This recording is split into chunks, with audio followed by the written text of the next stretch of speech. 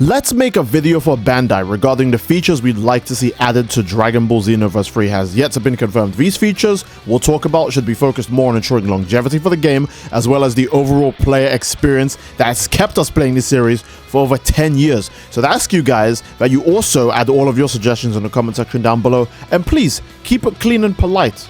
Now, since it's a Dragon Ball game, the first major thing I want to discuss is transformations, because I do not want to be waiting and making videos about how we'll definitely get Super Saiyan 4 in Xenoverse 4. Okay, Xenoverse 3 really should just have all the main major transformations in the game. Maybe we won't have it as launch, because again, they do need to do some content as DLC. That just makes sense, I get that. But we really should be getting all the transformations in this game. And yes, that even does include the unique Dragon Ball Online ones like the Red-Eyed Namekian and all the other Super Dragon Ball Hero transformations as well. I think that'd be great variety for Freezers and Margins and all the other races that aren't Saiyans, because Saiyans have some pretty obvious transformations. And you know what? They can even take extra inspiration from Shinobi Strikers, you know, the Naruto Xenoverse game, because that game actually ends up adding loads of transformations for custom characters. In fact, it adds loads of skills for custom characters and movesets, which is probably where Xenoverse 3 got the idea for you to be able to change into your mentors and use your mentors' combat styles on your CAC at any time, etc. Right? A great example is that Shinobi Strikers, I'm pretty sure, added Baryon modes in the game for custom characters like over a full year before Future Saga Chapter 1 added Ultra Instinct for CACs. So if anything, they were probably inspired by Shinobi Strikers to do the ultimate form of the main character for custom characters. And if that's the case, please get inspired by Shinobi Strikers some more, because I actually want to see really cool stuff like this in Xenoverse 3. And since we're still on the topic of transformations, I'm going to move on to my number 2, which I think is very important, especially because it's another Bandai Namco game that makes things even easier for them, and it was another Xenoverse-like, if anything, is transformations in general affecting your hair, your animations, your models, and all these other changes when you actually go into your transformation. Now, the best example, again, is One Punch Man, a hero nobody knows. That game kind of flopped and died very quickly, so people might have forgotten. But in that game, you could actually customize your transformation, and it was entirely different to your base form. You can make your transformation literally, and I'm not kidding, look 100% different from your base form. You could also change its combat style and its super attacks. Now, I'm not saying that that's what Xenoverse 3 should do 100%, because when you go Super Saiyan, I think you should at least follow the basic rule of your hair going yellow and your hair spiking up. I'm not asking for you to go Super Saiyan and for your hair to turn into like beast hair and be white and like massive or anything, right? That's ridiculous. I'm just saying that for the most part, taking the idea of having separate combat styles or evolving combat styles, actually for a Dragon Ball game, because I need to remind you guys that Namekians, Freezers, and Margins naturally in Dragon Ball already have gimmicks where they either take people's moves, aka Freezer stealing Death Slicer, or they change their physiques massively with Piccolo turning giant or Majin Buu absorbing people. So this isn't a crazy thing to suggest, especially for the other races. Maybe if you're a Saiyan, this is going to sound like an absolute insane take, but for the other races, the alien races, this is a really easy and great idea for more transformations to them, especially with number 3, which is to have good customization in general. Now, obviously, again, we know that the characters and the animations and all the stuff in Xenoverse 3 look pretty so far, but that's all we've seen. All we've seen is presets of characters that look nice. We've seen a preset Freezer, we've seen John and Jane 1000, and we've seen a preset Margin. And all of those designs, especially the Margin and the Freezer, they're kind of basic. They're not exactly the super crazy designs that you could sometimes run into in Xenoverse 2 very casually. So what I'm saying is that Xenoverse 3 needs to have great customization, because again, I will not tolerate Xenoverse 3 just doing a Xenoverse 2, where it's like, hey, here's Xenoverse 1's customization, but like slightly more stuff like that. Let's be real, that's not going to cut it, all right? We already know that's not going to cut it. Now, we do have some teasers and leaks of how character customization in Xenoverse 3 can be absolutely insane, especially of making characters super duper thick, or even making characters look like they're kind of in their kid or teen Gohan stages. We'll actually finally be able to make characters that are basically like teenagers, which I think a lot of people in Dragon Ball actually like, because again, Super Saiyan 2 Teen Gohan is one of the most popular characters ever. So a lot of people don't want their CACs to be like in their 30s, they want their CACs to be young, fresh fighters who just stepped into the world of Dragon Ball for the first time. And honestly, that's probably very relatable, especially to a lot of children who'll be playing the game. So I can see why the customization so far has been teased to be quite expansive, but I do want to see stuff like hair customization, face customization, accessories, outfit customization, because all of that does really matter a lot when it comes to shaping the world of Dragon Ball and having a unique identity in it. For example, imagine if Goku and Vegeta dressed very similar. You'd probably find them less cool individually, and that's why I want to avoid in Xenoverse 3. We all want to stand out from each other because it makes us seem more cool when we do, so please give us more options and not a very limited sandbox of outfits to pick from, like in Xenoverse 1 and 2, especially Xenoverse 1, where your outfits dictated your stats. That was horrible, oh my god. And for number 4, a good combat system, because a good combat system is a combat system you'll want to keep engaging with. Now, some people don't like the combat that they see so far in Dragon Ball Xenoverse 3, but again, it's super hard to judge a combat system when we're only seeing basically tutorial mission gameplay, and when you're also not the one holding the controller playing the game. It is very different from Dragon Ball Xenoverse 2's, but also being very similar. There are some things I can understand still here, but for the most part, it feels like a perfect blend between Xenoverse 2 and Kakarot. Now, my personal experience, Kakarot is a very fun game to play. Kakarot, when it first came out, was a little too easy for most people, but I don't think anyone had an issue with the combat overall. And Xenoverse 2, again, as a game, for the most part, it doesn't have any issues with its combat. But the few super exploitative broken things of the game, holy crap, that drags the game down so much. There are so many people who comment on my videos for so many years that, oh, I wish they could play Xenoverse 2, or, oh, Steed, I love watching your videos because you make the game look so fun, but then every time I get on the game, I hate it. Like, we want to avoid that for Xenoverse 3. Bandai wants to avoid that for Xenoverse 3. I think we'd all agree if Xenoverse 3 just played well, that would be better than if a few people could cheese and exploit the game and find success in a really broken system. Number 5, gameplay variety. This obviously doesn't just mean PvP, this does include PvE, but not only does it include PvE, it means what can you do in that PvE and that PvP. A good example is in PvP, if the only thing you could do was spam cancels 24/7, you'll get bored of it and you'll just stop playing the game. And in PvE, if the only thing you can do is just spam key blast 24/7, then you'll get bored of it and you'll stop playing the game. So the game needs to actually work on its gameplay variety as well as its obvious gameplay systems, because with no variety, people are going to want to play the game for less. A good example is something that Kakarot actually overcame, and it did take a bit, but Kakarot did actually overcome it. As you play Kakarot, the character's combos and movesets get deeper and more expansive. This was obviously in retaliation to people saying, hey, I kind of don't like how Goku and Vegeta's combos are like the same for most of the game. So they did change it that in the DLCs, when you unlock Super Saiyan God and then also Super Saiyan Blue, and then in the future DLCs where you get to play as Bardock, Future Trunks, End of Z Goku, ETC, Daima Goku, all of these characters have completely different combos from their base DBZ counterparts, even if they look the same. That gameplay variety is very important to have because you don't want to bore players by making them look at the same animation set 24/7. Another reason why key cancels and XY cancels are so unappealing to face every single day for normal human beings. It's why we get balance patches, it's why we get buffs and nerfs in video games, because people want to just play something new and they want to play something different every now and then. A good example is, look how many people are upset anytime a character has reused animations from their super attacks or older variants in Dragon Ball Xenoverse 2. People were begging and praying that Goku Black would have a different moveset from Super Saiyan Blue Goku, Base Goku Black, Super Saiyan God Goku, Super Saiyan 1, Super Saiyan 2, Super Saiyan 3 Goku, because they all had the same combos. So when Gorose Goku Black had a different moveset, people were elated. When Ultra Instinct Goku had some copied moves, people didn't like that. And when Ultra Instinct Saiyan Goku fought differently from Ultra Instinct Goku, people were happy again, even though it was also kind of a revamp of the regular Ultra Instinct Goku. But you know what I mean. Even Ultra Instinct's Quelled Goku has different animations. So there are 3 different Ultra Instinct Gokus in Xenoverse 2 that will fight differently, and people love that. That's the kind of gameplay variety you want. You don't want people to just see the same thing forever, otherwise they will get bored of the game and they will stop playing it. Number 6, remove the lag from Xenoverse 3. I think we can all agree on this because this topic is very, very, very annoying to talk about every single time.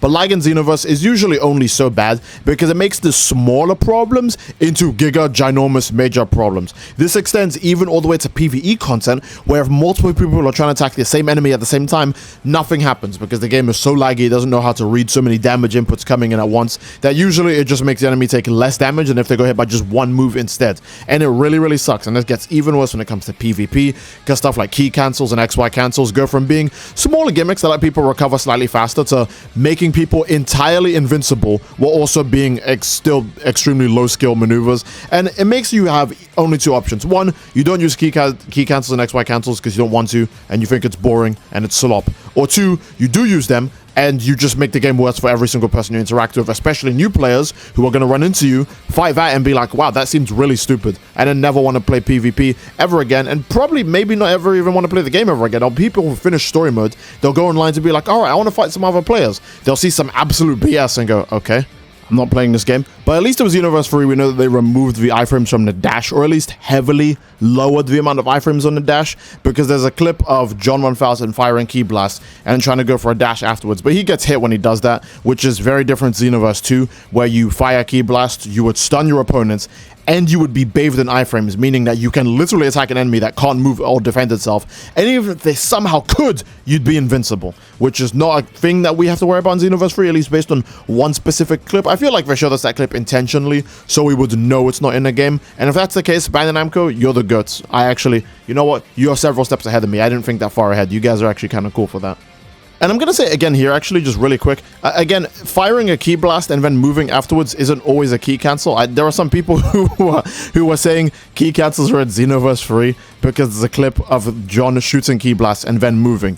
Yeah, that's called shooting a key blast and then moving. Every other Dragon Ball game has it. Xenoverse 2 is the only game that messed up this really basic mechanic. And I mentioned this last time already, but Xenoverse 2 is also the only Dragon Ball game where Hercule is giga broken, ridiculously overpowered, and Super Saiyan 4 Gogeta is legitimately a garbage character. So again, you can't say that's intentional. That's just Xenoverse 2 being wonky.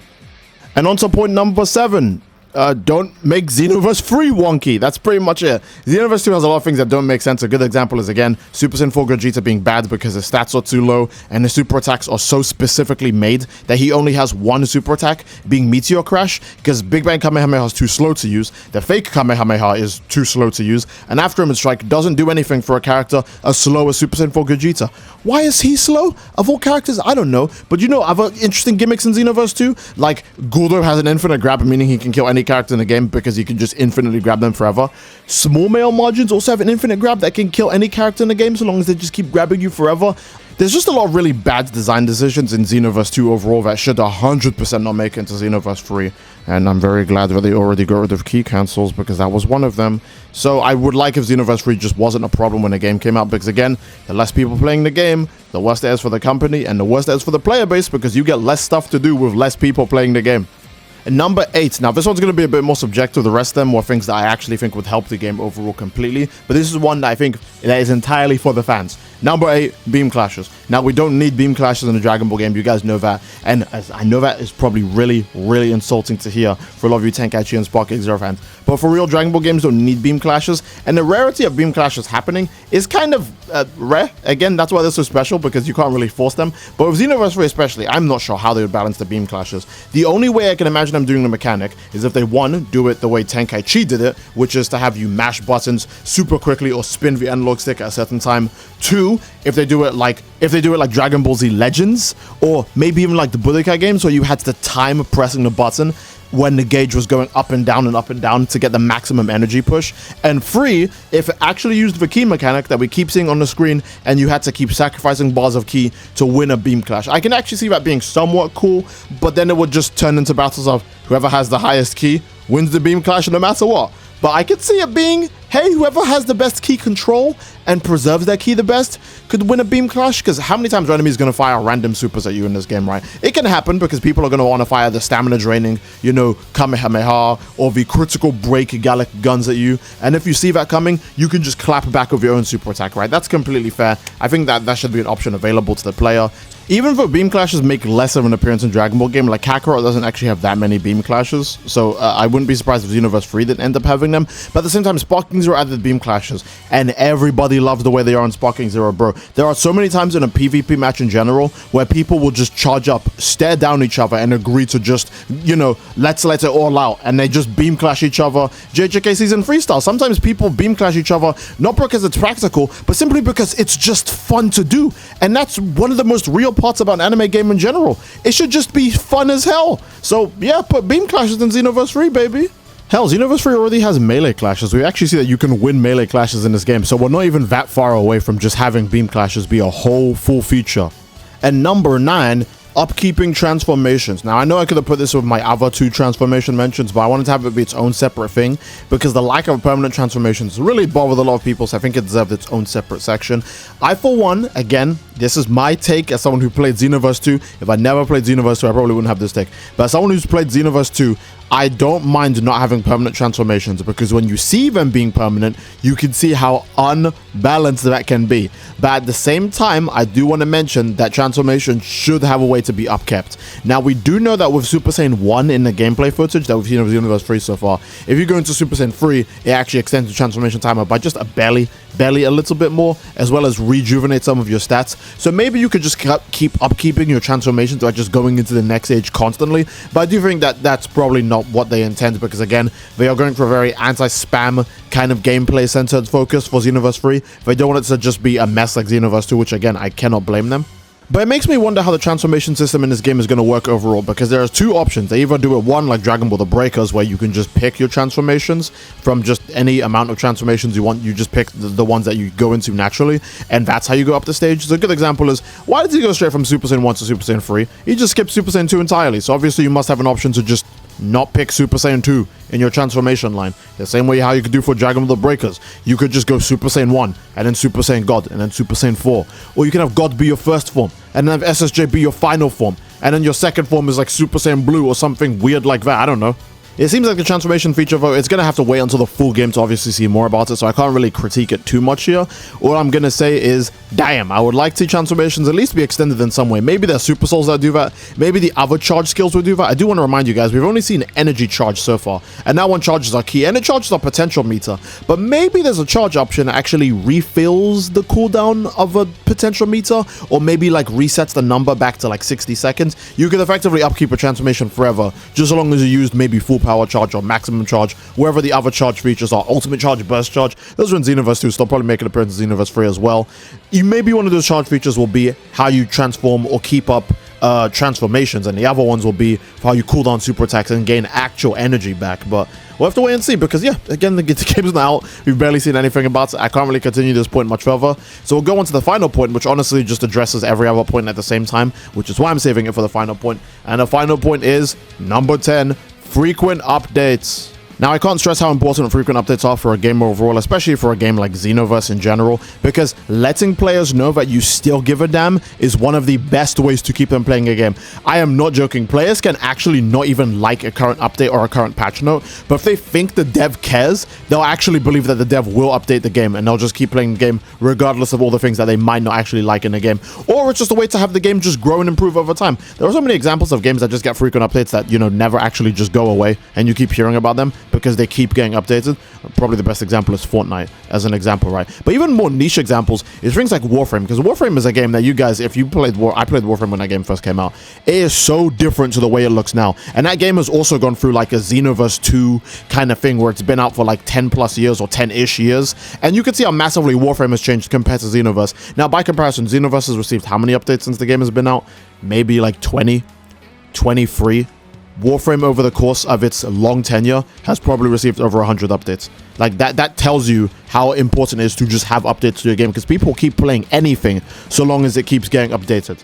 One of the best examples I have to this is Dragon Ball The Breakers versus My Hero Academia Ultra Rumble, because I don't think I need to tell you guys that Dragon Ball is way more popular than My Hero. Literally no one's going to argue with that point. No one's going to argue with that, alright? So tell me, why is Dragon Ball The Breakers already ending its service? And why is My Hero Ultra Rumble still continuing? Now, I'm not saying Dragon Ball The Breakers has ended its service, but let's be honest, they don't even mention it in V-Jump. They don't mention it in the terms of modern Dragon Ball games anymore. They are getting that game out of the door. The moment that game's final update is done, like whenever that timer ticks down in the game's marketplace, that's probably when they'll announce, you know, the end of service date for the game or something like that. I don't know. Like, one of the best examples I can give you is that Dragon Ball The Breakers is on its 9th season, and it came out before My Hero Ultra Rumble, and that game is on its 18th season. And there's a reason why My Hero is more played than Dragon Ball, despite the fact that Dragon Ball is way more popular. Because all players want is to know that the game that they're actually playing actually cares about them. And they'll keep playing the game as long as the game keeps getting updated. That is the most important feature ever. Again, Fortnite, it's still around today because of frequent updates. Warframe, it survived coming out in like 2012 all the way to today just because it kept getting updated. All people, Genshin Squadra, is going to have more seasons than Dragon Ball The Breakers, and that game came out recently. All people want to see is frequent updates for their game, and if the game has frequent updates, they'll keep playing the game. It can even be updates that they don't like, but so long as it changes the game and the experience and the feel of the game, even for just a bit, to free them from doing the same thing over and over and over again, which is something I also mentioned in the gameplay variety section, it will keep people invested. People just want to see something different. They want to see something new every time. It's why people care so much about buffs and nerfs and patches in Xenoverse 2, even if it's just something small like buffing a super soul or buffing a super attack or an ultimate attack or an awoken skill or combining a super soul with an awoken skill to create new effects. People care about stuff like that so much because any kind of gameplay variety or anything that changes up or frees you up from the constant XY key cancel, justice combination, stupid stuff you've been fighting for like 10 plus years, anything that frees you up from that is peak, all right? Okay, so my last final request for Xenoverse 3 really is just frequent updates. It can be anything. It can be bug fixes. It can be patches. It can be adding to the game. It can be like buffing or adjusting like attack speeds. That's something Xenoverse 2 I don't think has ever done. I don't think they've ever adjusted the attack speed of a character animation. For example, people complain, oh, freezers are too slow in Xenoverse 2. Their movesets are too slow. And you know what Bandai Namco did? They just made them take more damage when they're in golden form. Like, son, what? They already suck. That's not the kind of updates we want. And by the way, that's the update you'll get like once every, like, you'll get 2 updates a year in Dragon Ball Xenoverse 2. And the update will be nerfing golden freezers and buffing male earthlings. And I'm just sitting there thinking, why? Why are you doing an update that doesn't even change the state of the game? That's an anti-update, if anything.